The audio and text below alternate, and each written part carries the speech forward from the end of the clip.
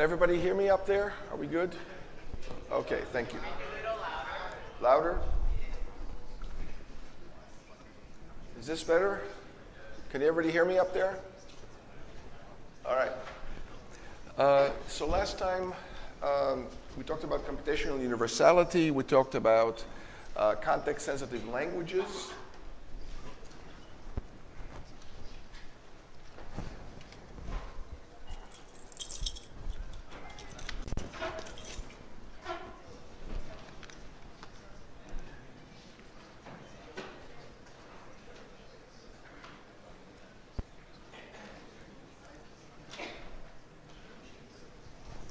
And just again, to put it in context, this is the Chomsky hierarchy. There's the context-free languages, there's the regular languages, context-sensitive languages, we talked about them last time. And today we'll start talking about other complexity classes, parameterized by space and time requirements. So it turns out between these classes, there's many other classes. In fact, there's infinite hierarchies of classes right in between all of these other classes. So there's an infinite number of classes between polynomial time and anatomistic polynomial time, between context-sensitive and context-free, between decidable and context-sensitive, and so on. So now you're seeing more fine nuances of the Chomsky hierarchy, and things will get more complicated and subtle. So hopefully you wrapped your mind pretty tightly so far around the concepts up to now, because now we're not going to just be concerned with what's doable and what's not doable, what's decidable and what's not decidable, recognizable and not recognizable, but how long it actually takes. How much space, how much time, how much other resources we consume while we compute. Because when we compute in real life, we got to compute efficiently, right? We don't just want to say, oh, it's possible, it's decidable, and walk away. We need a fast, efficient algorithm that can finish within our lifetimes, or within the lifetime of the universe, for that matter. Because some algorithms will take even longer than that to solve certain problems, as we'll see. Any questions before we dive head deep into all these subtleties? Okay. So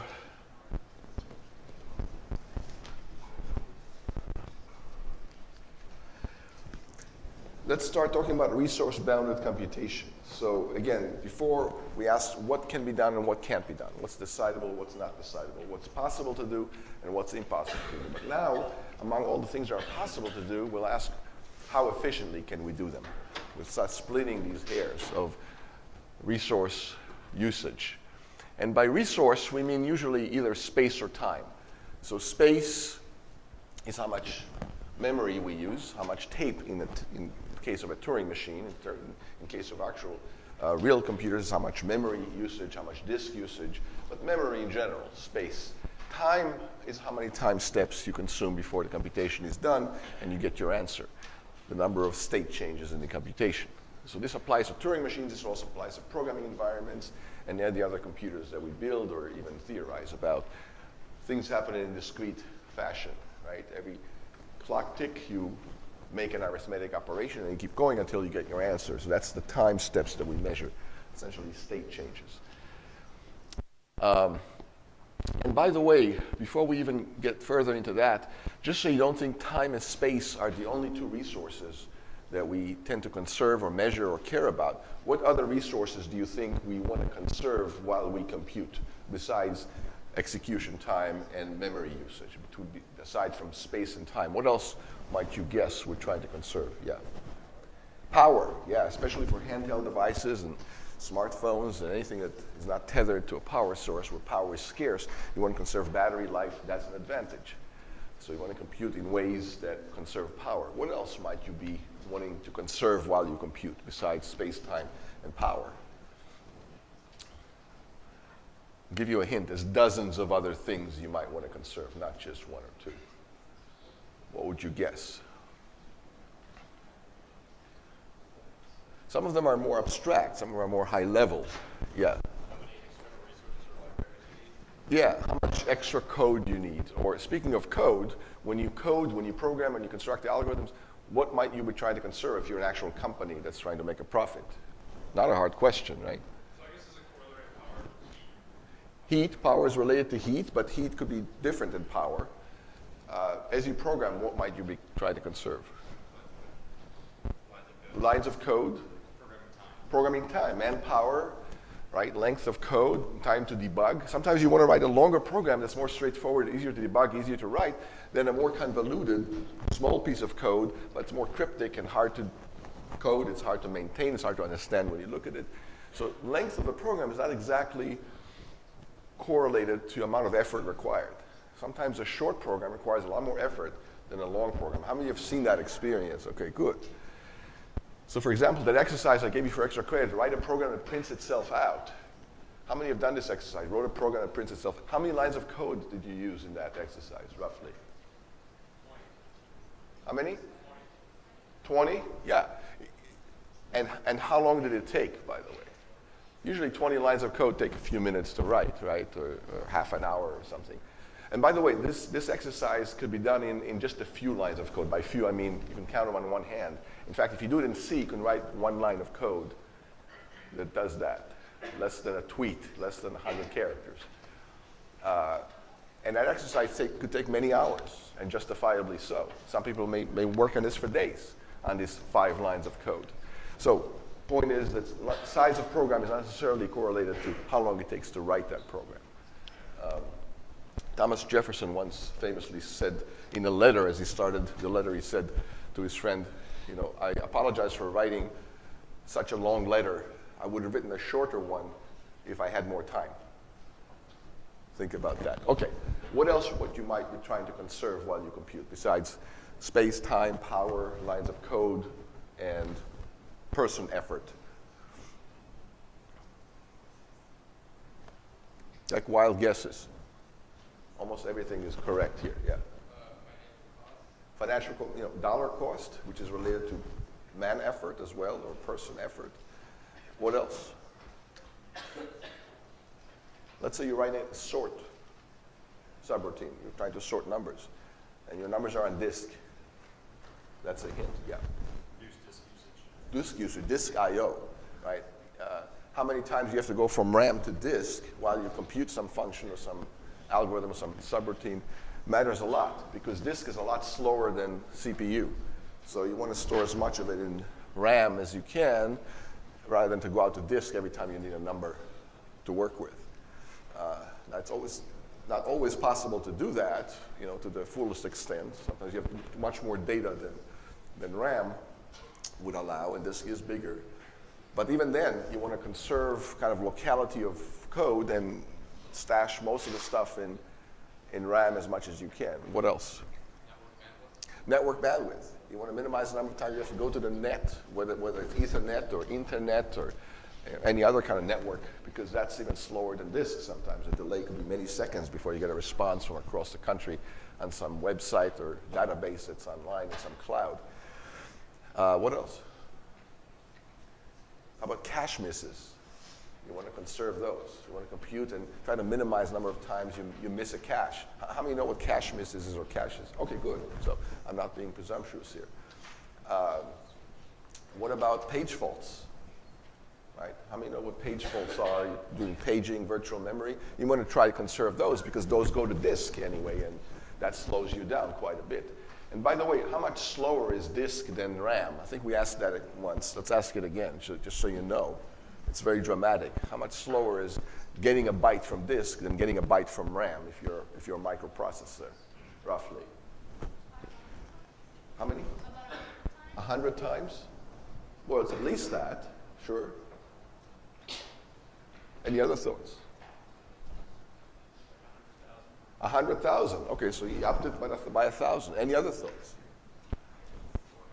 400? So we have 100, we have 100,000, we have 400. What else? 1,000? Okay. Meta question. Why am I asking you that? Why is that important? Why should you know that? Like code, first thing you wake up in the morning, if you want to call yourself a programmer or a computer scientist, why should you care about this? It affects how you design your code. Yeah. It affects how you design your code. If you don't know this number, you'll be writing code oblivious to this difference, and as if disk is as fast as memory, or only a little bit slower than memory, and then the code you'll design will crawl rather than fly. And that's not good. You won't be very efficient, and you won't even know why until you hear the actual number. So we're still not there. Any other thoughts about the actual number? How much faster is RAM than disk? I'm glad I asked that because it's a very fundamental question. And if you never thought about these numbers, you ought to. Every day that you call yourself a computer scientist, you have to know these numbers cold, or at least their orders of magnitude. You know, the number varies slightly. But you can't be off by 3 orders of magnitude and still say you're in the ballpark. But it's a bit like saying you walk into a restaurant, orders French fries, and you get the bill, and the bill says, it's $4,000 for this French fries. And you'd be like, oh, okay, I guess I'll pay it. You'll be in shock, right? It's really not $4,000, it's $4.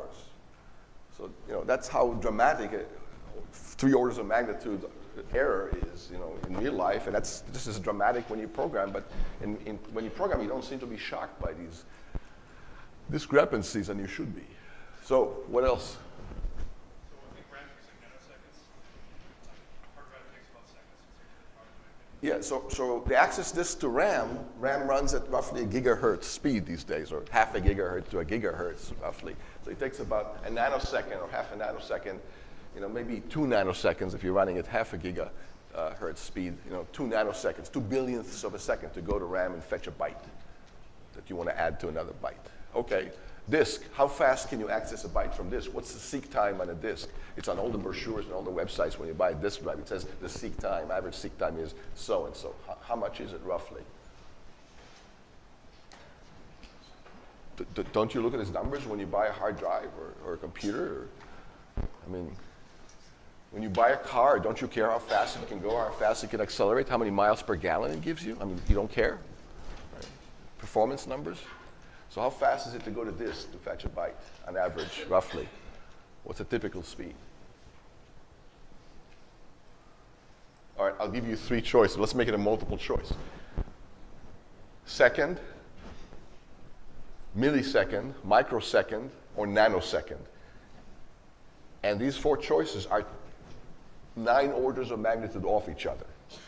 The first and the last are off by a factor of 1 billion. So which one of those 4 do you choose to answer with? Second, millisecond, microsecond, or nanosecond? Micro? Okay, so he's going for 1/millionth of a second. Any other thoughts?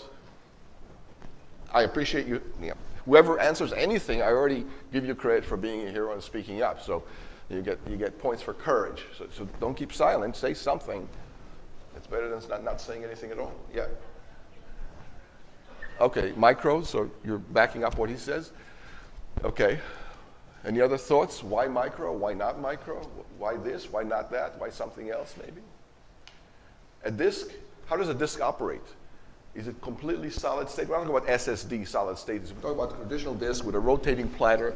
How fast does a rotating platter turn, by the way, on the disk, roughly? If you're doing desktop, it's like 9,200 RPM. 9,200 RPM, sometimes 7,600 RPM. It's a few thousand RPM, right? So that means a few hundred revolutions per second is what we're talking about. Okay.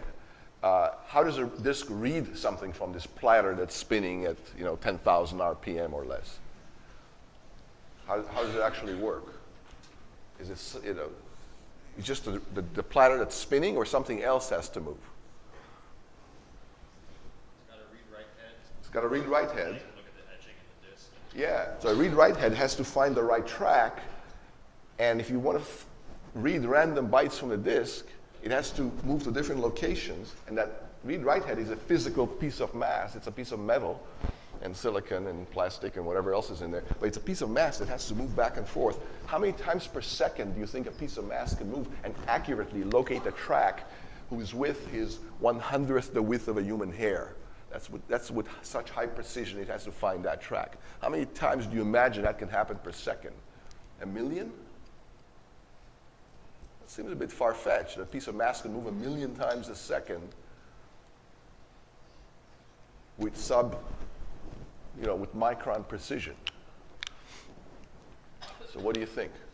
How many times can you pull this stunt off in a second? I know the SATA 3 interface is 6 megabits per second, or gigabit per second, and hard drives don't saturate that. Right, but I'm talking about the seek time, randomly finding a byte. which means you have to move the read-write, and you're not doing continuous block copies. Like random I/O. Random I/O on a disk, yeah. Just like random I/O on a RAM, you already said can happen about 1 billion times a second, right? At gigahertz speed, roughly, if the memory can keep up with that, and according to spec. But that's roughly the spec, about 1 billion times accesses to memory per second.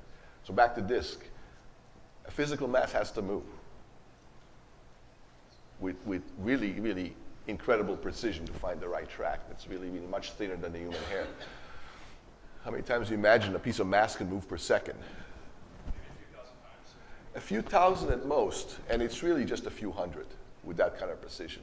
So the seek time is about 10 milliseconds, which is 1/100th of a second. So it can move, if you're lucky, it can move 100 times per second. That's it, 100 per second. So it's slower than a millisecond. Okay, next question is, how much faster is RAM than disk then? If RAM is gigahertz speed and disk is sub-millisecond disk access time, more than a millisecond. How many milliseconds, how many nanoseconds in a millisecond is basically what I'm asking you at this point. That's not a tough question. 1 million. How many get that? It's 1 million nanoseconds in a millisecond, okay? And a disk is slower than a millisecond. It takes about 10 milliseconds to do its thing per byte on a random seek. So a disk is 10 million times slower than RAM, 10 million. So if you want to store, fetch information back and forth, don't do it to disk. You're 10 million times faster. Not twice as slow, not 10 times, not 100, not 1,000 times as slow. You're 10 million times as slow. That's extremely dramatic difference. This is not subtle stuff here. This is a complete universe apart in terms of efficiency. So I'm glad I asked that because most of you seem to struggle with this question, right? You should know these kind of numbers off the top of your head. Last thing before you go to sleep, first thing when you wake up. It shouldn't be difficult. This shouldn't be trick questions to you as a computer scientist. If they are now, okay, work on this. And hopefully one day there won't be. So lots of resources you need to conserve as you go. We said power, space, time, accesses, cache misses, disk I/O, we just talked about that, power and programming effort. So I don't want you to think it's just space and time, although we'll focus this discussion here on space and time. When we prove some more theorems, you'll see that they apply to other resources besides space and time. All right, let's start with some definitions. A language is decidable within time big O of T of n if some Turing machine decides that language, and it always halts, and it always halts within T of n steps. N is the size of W. So this length of the input W is this n here. It's the same parameter. But here I'm denoting it slightly differently, just so you know that n stands for the length of the input. So it's big O notation. Big O notation is asymptotic notation, right? We don't count constants, just the growth of the function. Hopefully you all know what that is. We've used it before. So if a language is decidable within time big O of T, that means that language could be decided by a Turing machine that always halts within that time and does its job. It says yes if the string W is an element of the language, and it says no if the string W is not an element of the language. It's always correct, and it works within time T of n. So T is an arbitrary function. It's a time bound, but it could be n squared. T of n could be n cubed. It could be the square root of n. It could be 2 to the n. It could be any function you'd like. But let's say it's a decidable function. It's a computable function for now. Weird things can happen if T is itself not decidable or computable. Okay. So that's what it means for a language to be decided within that time. How many get this definition? Okay, any questions so far? Because we can make the same definition for space. We can say L is decidable within S space, space big O of S of n, if, again, there exists a Turing machine that always decides membership in a language and runs using no more space than that function S, right? So these are two analogous definitions. They're parallel definitions. One is for space, one is for time. Okay, so far so good? Stop me if you have any questions, because very quickly we're going to build on these definitions. As you already know from this course, even when you step a few steps away from the definitions, you already could be in deep theoretical waters, right? Things compound very quickly as you move along from the definition. Okay, deterministic time, T of n, is the set of all languages decidable within that time, T of n. So now we're constructing not a language, but a set of languages. So this is d time T of n is all the languages taken as a set. Each language is an element of that set. It's all the languages decidable within that time. And the d here stands for deterministic, right there. That's why it's called d. And n time is it if you allow non-deterministic Turing machines. Later you'll see why we kind of distinguish these two classes, deterministic time classes and non-deterministic time classes. Well, because sometimes they can be different. And sometimes they will be the same. And we'll prove theorems either direction about these things. And similarly, we're going to have the two space class constructions that parallel the first two.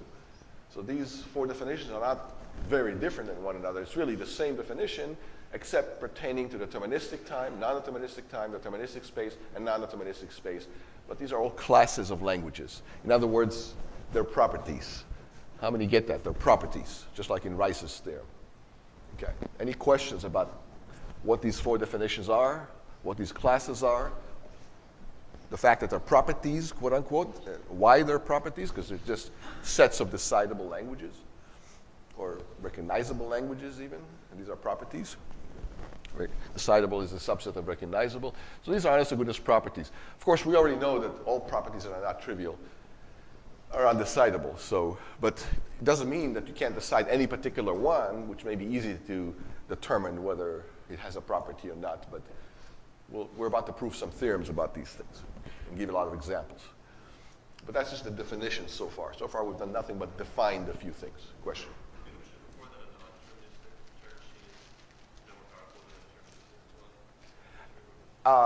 So sometimes, in some scenarios, they'll be more powerful. Sometimes they won't be. And sometimes we don't know. And it's an open question. So the question P is equal to NP is exactly the question of whether something that's doable deterministically in polynomial time and something that's doing non-determinism in polynomial time have the same class of languages that it recognizes. So if you have deterministic polynomial time Turing machines and non-deterministic polynomial time Turing machines, recognize the exact same class of languages. And if it's true, then P is equal to NP. If it's not true, P is not equal to NP. And that's been an open question for 45 years. So sometimes it's not easy at all to determine if non-determinism gives you more power. And sometimes it is. Sometimes it definitely gives you more power and you can do more. Right? So for example, a push-down automata can recognize WWR palindromes non-deterministically. But a deterministic push-down automata cannot do that. Cannot recognize WWR. It can recognize $WR because it knows where the middle is and then can push, start popping the stack against whatever was pushed onto the stack. In other words, matching the last half of the palindrome to the first half of the palindrome. But in general, it's tricky to do. Determine whether non-determinism gives you more power in any one scenario arbitrarily. For finite automata, we know there's no more extra power. But now we're starting to talk about time and space usage. So extra power doesn't just mean can you now do it where before you couldn't, now that you're allowed non-determinism, but it means something more subtle, more difficult to ascertain than that, and it means could you do it with the same efficiency? Or does non-determinism allow you more efficiency? Right? Good question. Any other questions so far? Right now, we just defined a few things. We haven't even stated a theorem yet, but we're about to. But let's make sure that definitions are clear in your head before we proceed. So if there's no question, let me ask you a question. So you know what it means to consume a certain amount of time when you compute deterministically. It's the clock ticks. Right? You look at the clock on the wall, and if the clock ticks and ticks and ticks, and by the time you're done, you look at the clock, and you say, so many ticks have elapsed since you started, and that's your time consumption, right? That's how long something took. And I'm deliberate to say ticks, not seconds, because these ticks may be nanoseconds, milliseconds, seconds, millennia, or just arbitrary time units. So we don't care exactly what the time unit is. These are just state changes in your machine. So how many states changed from one to the next? Okay, so for deterministic computations, you know what that number is, number of ticks. Now what about non-deterministic computation? Non-deterministic computation is a tree, it bifurcates, right, into multiple computation paths, and you have alternate state changes, will go in different directions, non-determinism. So if a non-deterministic computation accomplishes something, and you have a computation tree, and some branches halted and accepted, other branches ran forever, other branches didn't accept, how much time did all this take? Different computation paths in the tree have different lengths. So what's the time measurement of this non-deterministic computation? We haven't said it explicitly yet, but let's nail that one down very tight right now, because it's actually inherent in these definitions. Here we say, some non-deterministic computation took, big O of t of n time. Well, what does it mean for a non-deterministic computation to take x time in general? Never mind what x is. What do you say to that? How do you measure the time? Yeah. Yeah, so you take the path that accepted, and in fact, the shortest path that accepted, and that's your time consumption. And the other paths that didn't accept, or took longer to accept, you're not charged for that. Because some paths can take arbitrarily long to, and then accept. That's easy to construct such a computation. It'll just meander around, do a whole bunch of nothing, and then finally add the two numbers together and give you the answer. Right? That's easy to create such scenarios. So you don't want to be charged for extra stuff that's not necessary. Right? So you only pay for the minimum amount it takes to actually compute it in general, but not for all the inefficiencies of the non-ways to be thrifty or efficient. So that's what it means to measure non-deterministic time. The shortest path for acceptance in this non-deterministic tree, that's what you get charged for, not other things. Okay? What about space? Non-deterministic space, how would you define that? Different paths in the computation can use different amounts of space in a non-deterministic computation tree that's bifurcating all over the place. What do you think about that? Yeah, the number of cells used in the shortest, in that same path that we talked about the time, is how much space was used by that path that went the shortest. Okay, so that's how we measure space, non-deterministically. And if some other paths took a lot longer space, because you're doing all sorts of arbitrary things, maybe nothing to do with the computation even, you don't get charged for that, you don't get billed for that. So it's a sense of kind of fairness in what you get charged for. How much time or space you're using is sort of what you need to use and not what you're not using or don't have to use and so on. So I just want to make sure that's nailed down. Any questions? Any other questions? Yeah.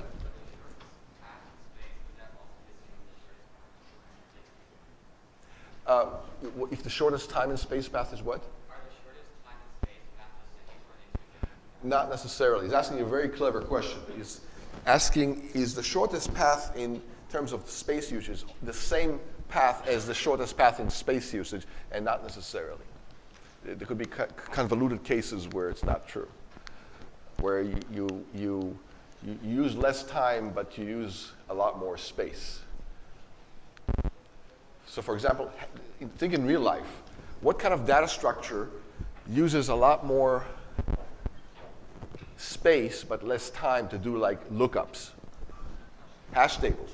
Hash table could be huge, could be gigabytes of hash table, and you only store 3 things in it or 20 things in it, and you're wasting all this space, but the 20 things you can look up very quickly in constant time.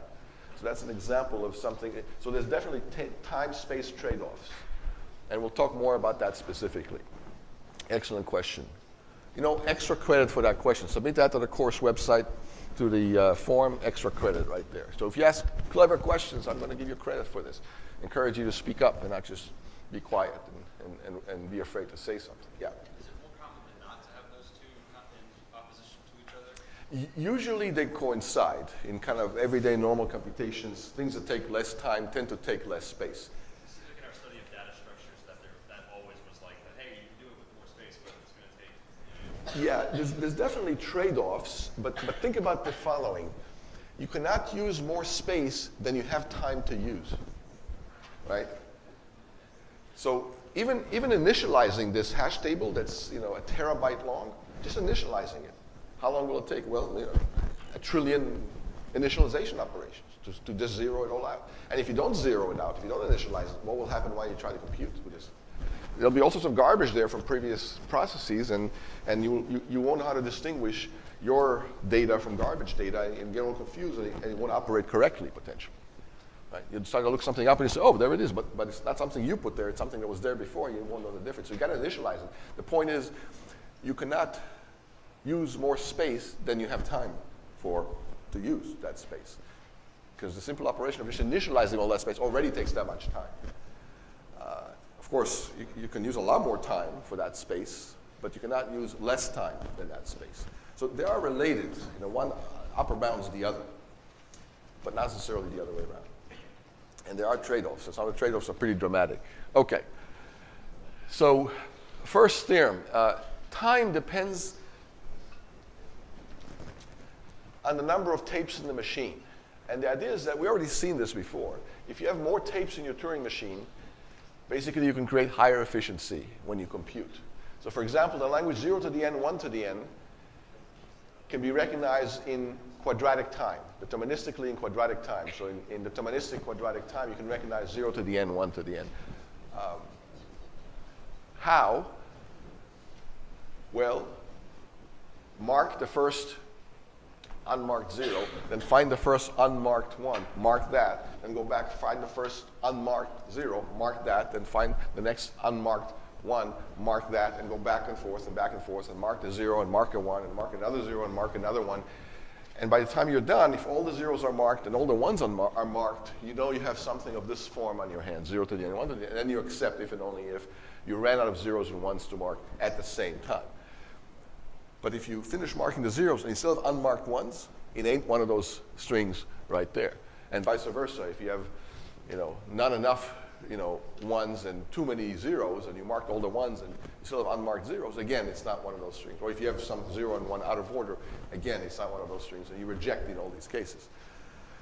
That takes quadratic time. How many get this algorithm, by the way, of the marking? Okay, why does it take quadratic time? Because you go back and forth, and you traverse the whole entire input every time you mark one pair, and you have n pairs. So you traverse the entire input of length n. You do it n times, so it's n times n. That's a quadratic time algorithm. So we just place this language in the complexity class deterministic quadratic time. Any questions about that? We just proved that that's the case. This language is in this class. Remember, these classes are classes of language. They're properties. They're sets of languages. So each one of those has a type that's a set of sets of sequences of symbols. The type is nested for deep. Just keep that in mind. Now, why am I saying it's also in linear deterministic time if you have two tapes? Because this was true for a one-tape machine. You had to go back and forth and back and forth, back and forth on the same tape because you didn't have a second tape. But if you had two tapes, you can be more efficient. Take the input, copy it to the second tape, then march along both tapes. One tape you march along the 0s, the other tape you march along the 1s, and as you compare them pairwise, in one linear sweep, you can make sure there's equal numbers of 0s and 1s, and you're done, and you just spent linear time only, not quadratic time. How many get that? Okay, any questions about that? So we just place this language in two different complexity classes, d time n squared and d time n, which means we place it in quadratic deterministic time and in linear deterministic time at the same time. This language is in both of these classes. This class is not necessarily disjoint. In fact, all of this class is a subset of this class. How many see this theorem? Right? Because whatever you do, whatever you can do in linear time, you can also do if you had quadratic time. If you have more time or more space, you can do whatever you could do before with less, and perhaps more, but you can't do any less than you could before if you have more resources, right? So, if you're a millionaire, you can buy a bunch of stuff. If you're a billionaire, you can buy all that stuff and perhaps many more things. But if you're a billionaire, you can't buy less than what a millionaire can buy because you have more resources, not less. So it's monotonically increasing. So if you increase the time or the space up, You can do whatever you could before and perhaps new things as well. Okay, it gives you more capability, more capacity, more options. Okay, so for a two-tape machine, we see how the time dropped from quadratic to linear pretty straightforwardly, right? So, so we're saying that the time can depend on the number of tapes, okay? And by the way, when we have multi-tape machines, we're not charging you for the space that the input requires. So the input space, the space that contains the input string that is given to you at the beginning of the computation, that you don't get charged for. That's a freebie. Because you have to be given an input somehow, one way or another. And by not charging you for the input, not only it's fair, because the input always has to be given to you somehow, but it gives you another advantage, and that is you can only, if you only charge for the extra space that's used beyond the input, it allows us to analyze sublinear space requirements, like logarithmic space, square root space, space n to the 2/3, space log squared, space log log, whatever, sublinear. These are all sublinear spaces, less than linear. So it gives you more option, more analysis capability, more fine-tooth kind of analysis capability to analyze sublinear space requirements as well. Okay. Space, on the other hand, is tape independent. So we just seen that space, the amount of time you use depends on the number of tapes. The amount of space you use doesn't depend on the number of tapes. And the reason is, if you have several tapes like this, tape 1, tape 2, tape 3, each one with its own read-write head, and they're all moving independently, and that's how much space you use. This space plus this space plus this space is all the space that you're using. What you can do is you can merge or interlace the three tapes together to a single tape, and you're not using asymptotically more tape than you're using before. You may be using more time than you're using before to jump all over this single tape. And by interlace, here's what I mean. You take these three tapes and you interlace them, you zip them together like this. You want to see it again, instant replay? There we go. I'm proud of my PowerPoint animations. Now you know how I spend my weekends, sort of. So what technique is this, by the way? One word? You want to buy a vowel? Somebody who didn't participate today yet. Let's get some more people. What do you see? Dovetailing. How many see dovetailing going on? Good. So you interlace these tapes, and to simulate these three tapes with one tape, you can go back and forth and simulate these three tapes with a single tape. But to simulate this tape, if you're here, the read-write head on this tape can make this change, because this is the read-write head for the blue tape. For the red tape, you then have to march all the way across to here and make this tweak. And then for the green tape, you have to march wherever that is and make that tweak. And you have to go back and forth, possibly cross this entire region of the tape just to do one state change simulation of the original three-tape machine. How many get that? So the total amount of work you're doing here back and forth in terms of time, not space, how much more time are you using than the original machine potentially in the worst case? Take a wild guess. By being forced to go back and forth. How much more time consumed it is. The original takes time t of n. This simulation can take time what as a function of n?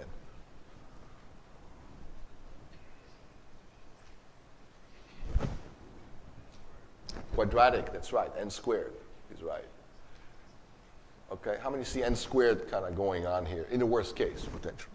So you actually, so this is a space-time, kind of trade-off in a sense, right? If you're more space constrained and you don't have direct access, you may have to spend a lot of time doing this.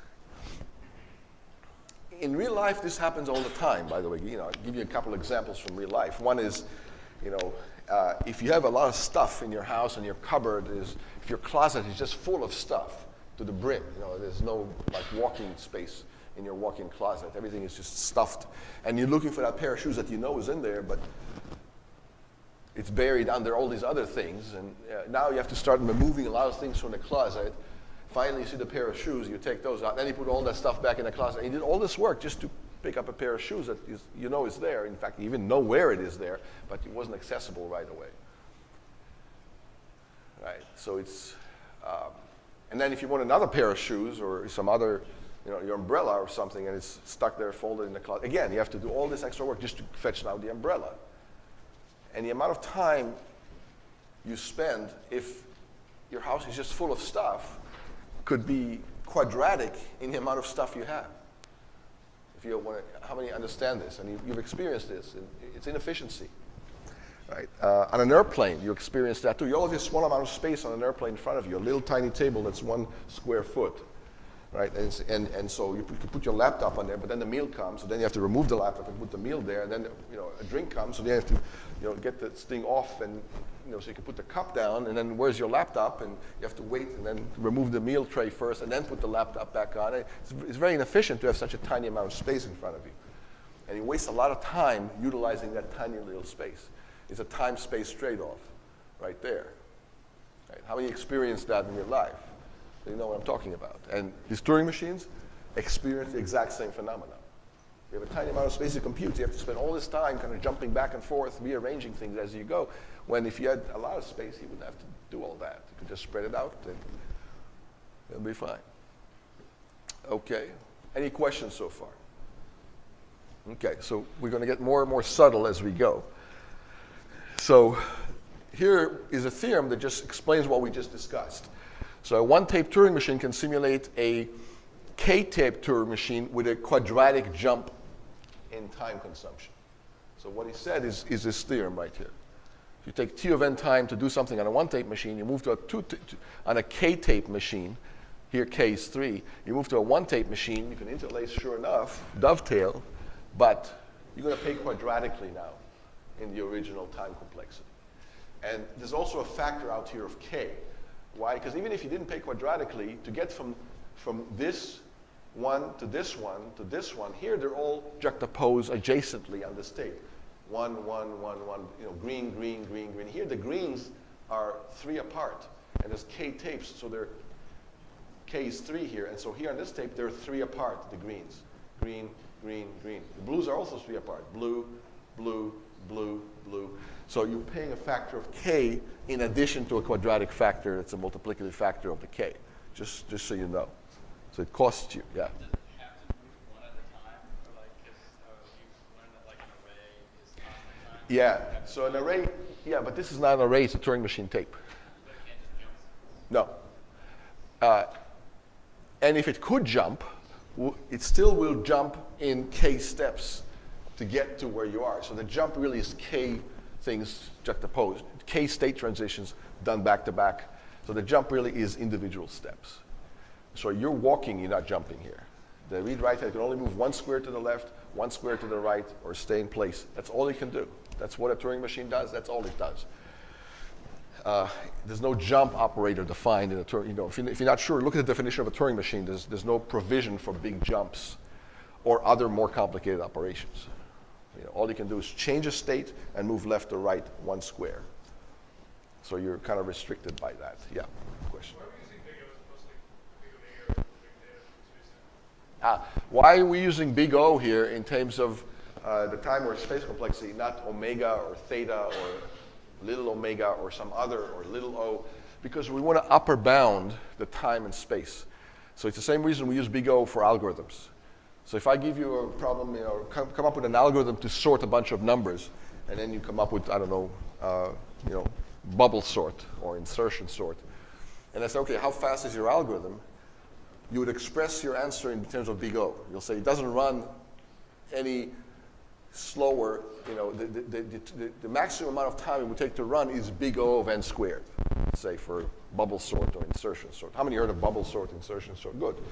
So it's quadratic time to sort. Now there's faster algorithms to sort, like merge sort. It takes n log n time, and then you say still it's big O of n log n for merge sort, or heap sort, or some other sort that takes n log n time only to sort. But it's the same reason you'd use big O for algorithmic descriptions. You want to give me a gross upper bound, a guarantee, an assurance that it won't take longer than that. And then I'm saying, okay, no worse than quadratic, okay, I'll take that, because at least it's not exponential. or something worse than quadratic, like cubic or something else. It's bigger than quadratic. So you want to give an upper bound and explain that it won't take any more time or space than that upper bound. So it's a guarantee, it's an assurance. It's a nice feature to know about an algorithm or a Turing machine, because after all, a Turing machine is an algorithm. So it's not a coincidence that we use the same kind of notation to talk about Turing machines, time and space consumption, as we do about algorithms, because Turing machines are algorithms, actually. For every algorithm you can think of, there's a Turing machine that implements that algorithm, and vice versa. For every Turing machine, there's an algorithm that simulates that Turing machine and does exactly what it does. So Turing machines and algorithms are synonymous. So that's sort of the intuition here, why we use big O here, because these are essentially algorithms. And you already know how and why we use big O for algorithms to describe their time and space and resource consumptions. Okay, any other questions? That's a good question. Now, in some scenarios, you'd use omega also, right? In algorithms, you also use omega, right? So to finish this example of bubble sorts, a bubble sort runs in time big O of n squared. But if you want to express it as omega, what would be the omega analog for bubble sort?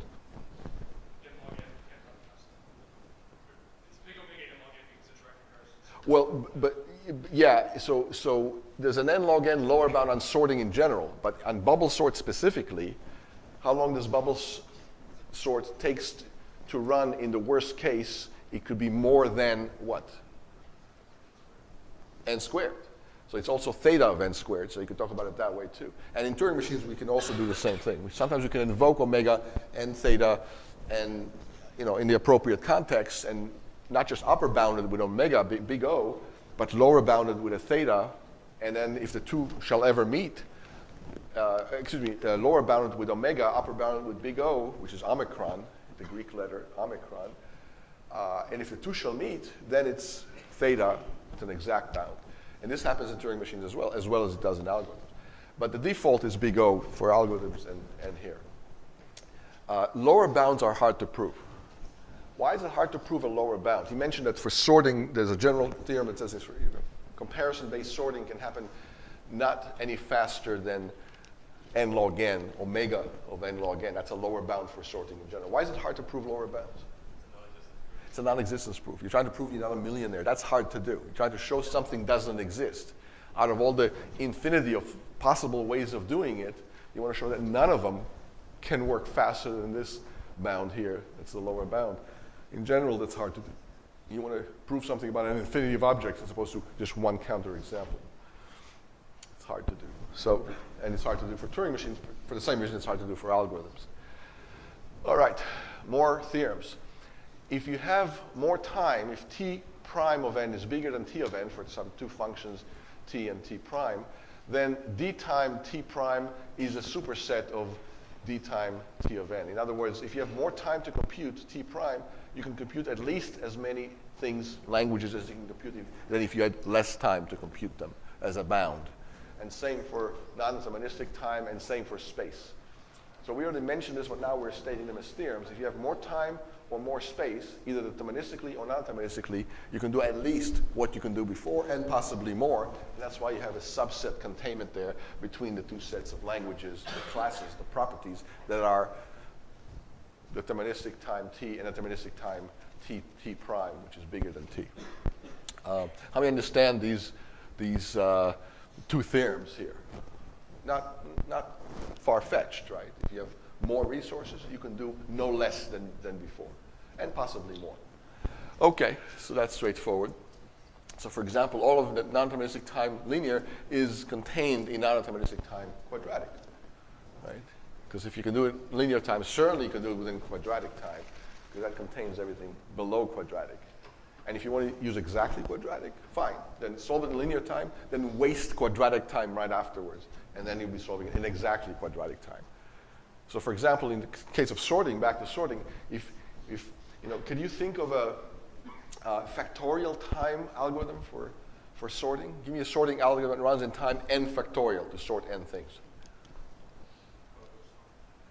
Which one? Bogo sort, yeah. What would the algorithm look like? Instead of just wasting factorial time, let's actually make it not as bogus as that. I'll give you one.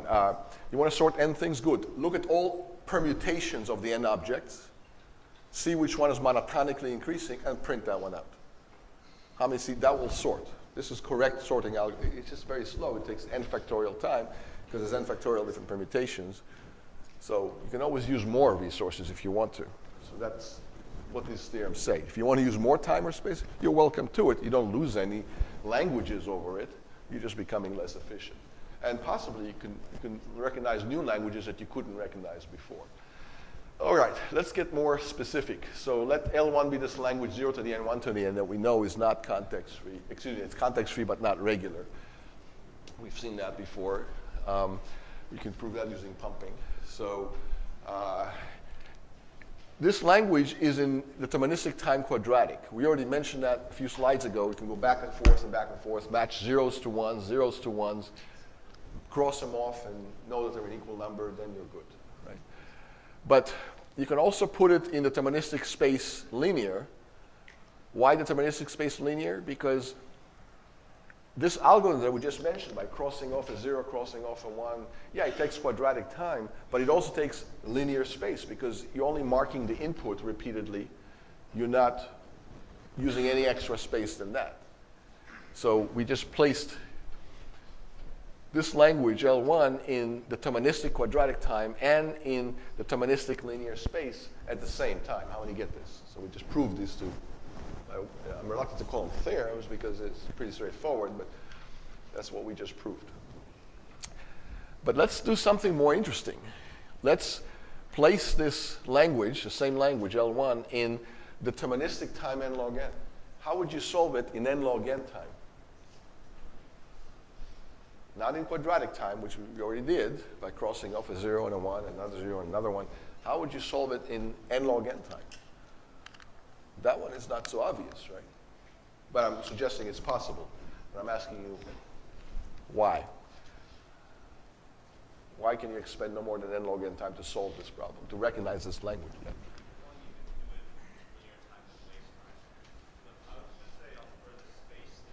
Yeah.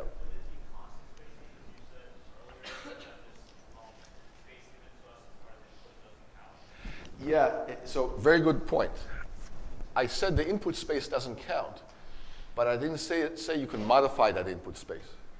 The input space is read only. So you're not getting charged if all you're doing is reading it. But if you're going to start writing to it, now you're using it.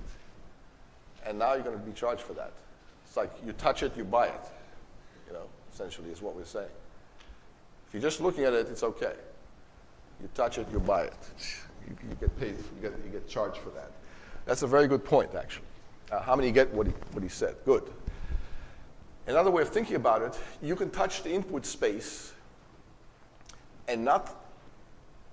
What you can do is, if you have two tapes, for example, you can copy the input to the other tape, not touch the original, and not get charged for that. And you can touch the copy, and you get charged for that. But that's the same as touching the actual input. But what you did accomplish there is preserve the input for later in case you need to refer back to the original input. You still have a copy of it. But just by copying it over to another tape, you've already expended linear time, and linear space for that matter, just by doing the copy. So you didn't really save anything by copying it. You were charged for that. And if you charge it in place, if you modify it in place, you charge for that too. That's a very good point. Okay, back to this. How do you recognize this language in n log n time? Using a Turing machine with, say, one tape. And you can modify the input if you'd like. Or even if you have two tapes. Well, if you have two tapes, you can do it in linear time. We already know that, right? We already proven that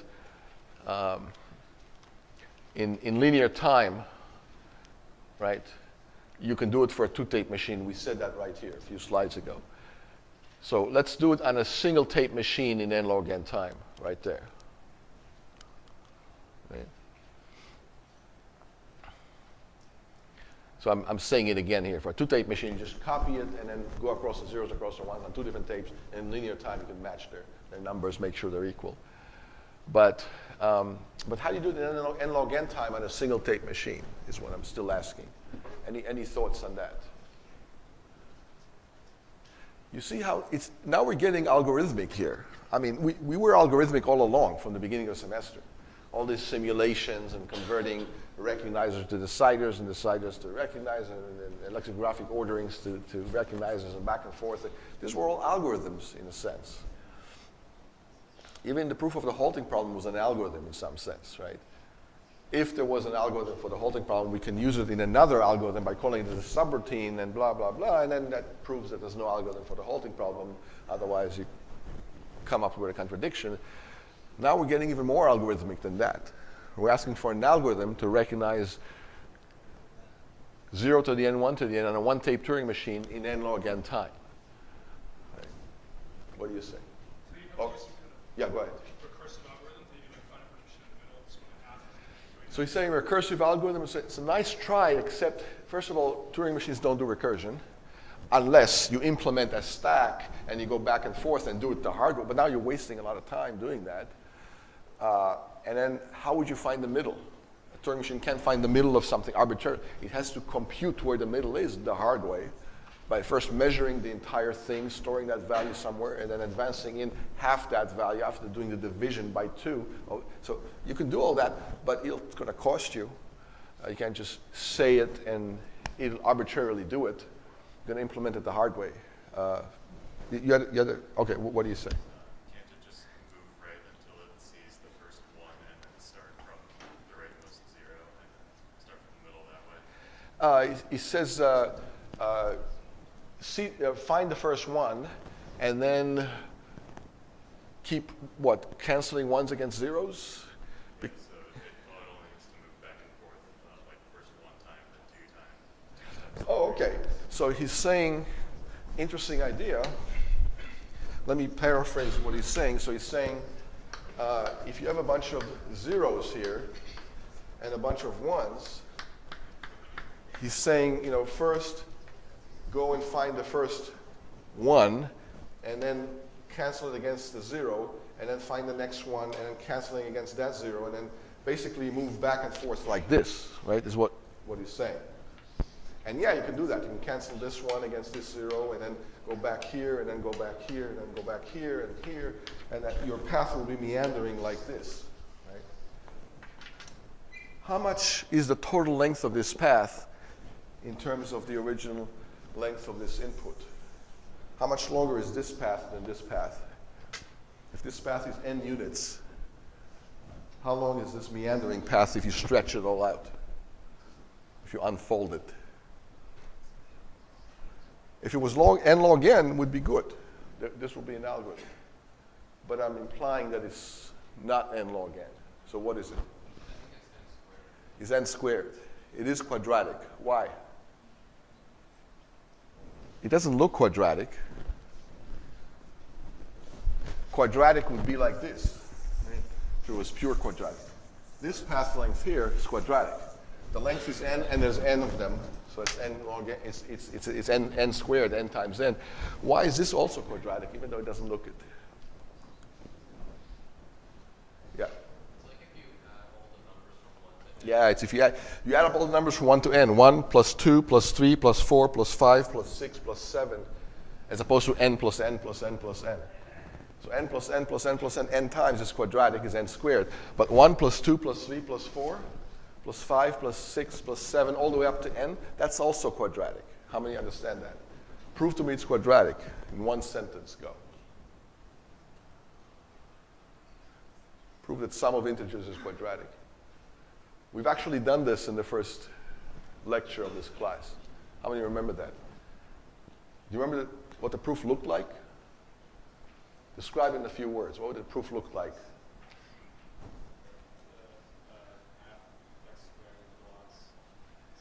Staircase. How many remember the staircase? The blue-red staircase. Right? So we had a staircase that looked like this. Right? The area of the staircase is 1 plus 2 plus 3 units, right? Plus 4 units plus 5. So the area of the staircase is the sum of integers. But what's the area of the staircase? Put another staircase on top of that. right? And these two staircases, there's n this way and n plus 1 that way.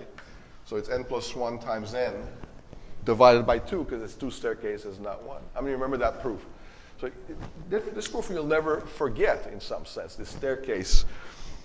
Remember we talked about visual proofs, elegant proofs, proofs that are easy to intuit about, that kind of grab your intuition, leverage your intuition. So this meandering path is exactly this business here, about this staircase area, which is sum of integers, which is quadratic. So that algorithm is quadratic, but it's a good try. All right, how do you get n log n? We're back to the original question. I appreciate people who speak up. You already get points for courage. You know, it's not easy to say something in a crowd, right? I'm used to it, but you need to get more comfortable with it. It's a good thing. All right, n log n, what are we looking at? How would you do it? So basically, you can no longer eliminate things in pairs and spend linear amount of time just to eliminate one pair. That's no good, because that will take you a quadratic amount of time to eliminate all pairs. We're trying to get away from that, trying to get the total of n log n at most. So how will a Turing machine do it? It's an honest-to-goodness algorithm questions. You can say that about, you can pose it in a programming contest as an algorithm question. Right? What do you say?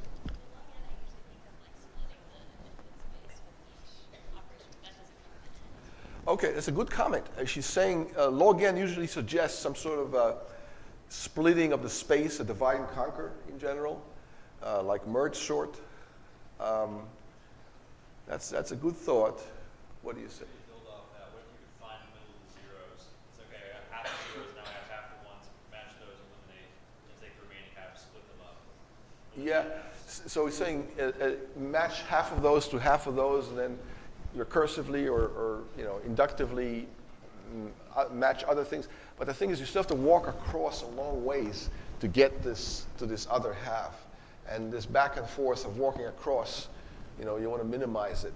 And you don't have place to store the number of zeros that you see in the half of the string, because there's no registers, in the Turing machine, and no counters per se. You can implement them on a tape, but then you have to walk away over to the counter and implement that, and then walk back, and that's going to cost you too.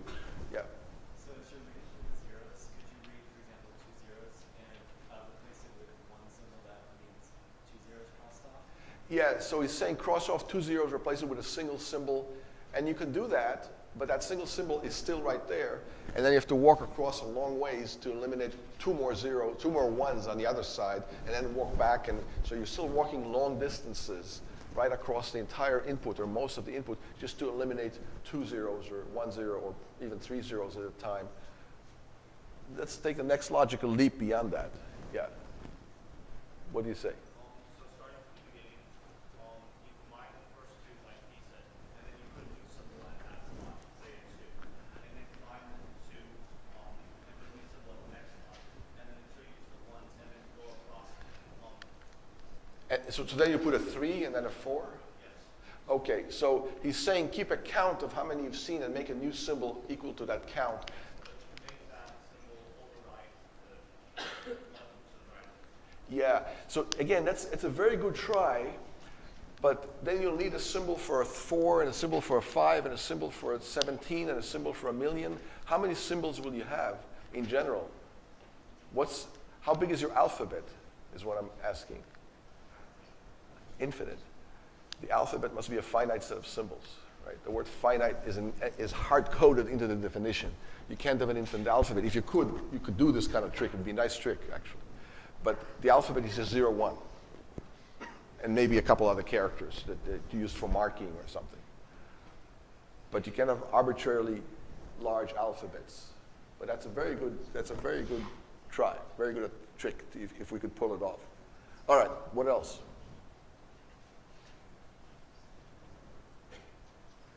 So at this point, we're programming Turing machines. We're hacking Turing machines, right? This is where JFlap comes in really handy, where you can try different things and see how it works, and whether it works, and how fast it works, and so on.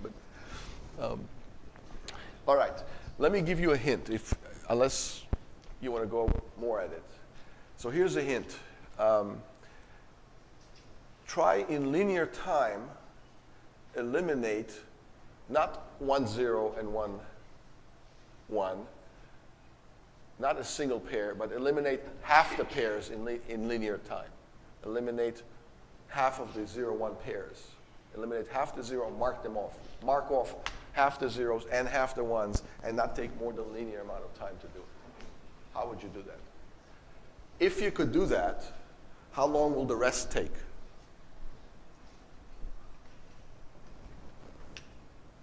If you can eliminate at every phase of this algorithm, half the zeros and half the ones, and by half the zeros and half the ones, I mean half the remaining unmarked zeros and half the remaining unmarked ones. If you can mark half the remaining unmarked of both the zeros and the ones in linear time, how long before you'll run out of things to mark? It's not a trick question. Log n, logarithmic time. And if you run out of zeros to mark and you run out of ones to mark in log time and each phase took you linear time, the whole thing will be n log n time. So the remaining question is, how could you accomplish this task? How can you mark half of the remaining unmarked zeros and ones in linear time? It's not hard to do, but you got to say something. Silence is not an algorithm. How would you do that? Yeah. So what would you do? Yes. Mark every other 0 and then mark every other 1. And in linear time you can do that. And you don't need extra symbols to do that. And you don't need a lot of counters, or you just blindly jump and mark every other unmarked 0 and every other unmarked 1 in one fell swoop in linear time pass over the entire input. Then what do? After you do that, you do it repeatedly, right? And if you do it repeatedly, at the end, you'd exhaust all the ones and all the zeros in logarithmic number of passes. Because if you eliminate half, and then half of the half, and half of the remaining half, and so on, there's only a logarithmic number of times you can repeat this before there'll be none left, right? How many get that? That's how tournaments work. How many understand that statement? Right? You have a bunch of teams or players, and at each round of elimination, half of them lose to the other half that win, and only those continue to play.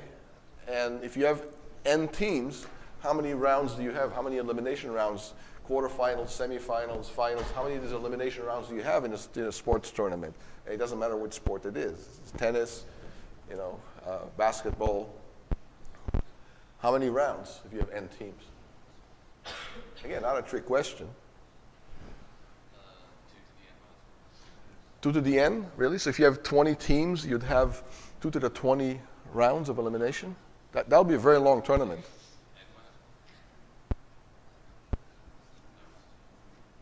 No, I mean, I assume there's some sports fans in the audience, right? Yeah. It's log. Right? Log base 2 specifically. That's good. Right? At each round, half the players or teams or whatever sport it is get eliminated, and then half of the remaining ones get eliminated. And how long before you can declare a winning team or a winning player? If it's tennis, is one player that can beat all the other players. After a logarithmic number of rounds, you'd get one. Right? The same thing here. Right? You eliminate every other 0, every other 1 on the tape. So just to be sure, let's write it out, since it seems a little mysterious to you at this point. So here are the zeros, and here are the ones. Right? So we're going to eliminate this one, and this one, and this one, and this one, and then eliminate this one, and this one. I'm going to skip every other one. Right? I guess this one. And then I'm going to eliminate every other remaining unmarked. I'm going to eliminate this first one, but not this one. Eliminate this one, but not this one, and so on and so on. How many get this algorithm? Any questions about this? So in n log n time, you'd know that the string is of this form, 0 to the n, 1 to the n. And this is not the complete algorithm. There's a couple of things you got to do, right? Let's say you eliminate, and all the zeros are now eliminated. Are you done? Can you accept that string? Condition at the end where you can accept versus reject. There's a little bit of detail there we left unsaid, so let's say it.